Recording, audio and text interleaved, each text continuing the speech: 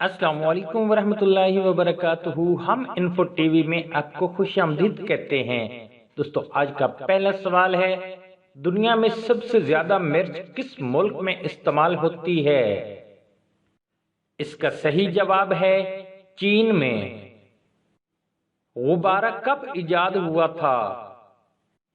जवाब है 1783 में।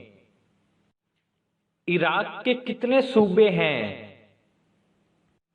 सही जवाब है 18 सूबे।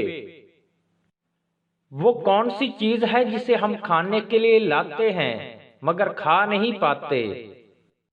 जवाब है खाने के बर्तन। किस मुल्क ने औरतों को सबसे पहले वोट देने का हक दिया? जवाब है न्यूजीलैंड ने। दुनिया का वो कौन सा ऐसा जानदार है जिसने कभी अपनी मां को नहीं देखा?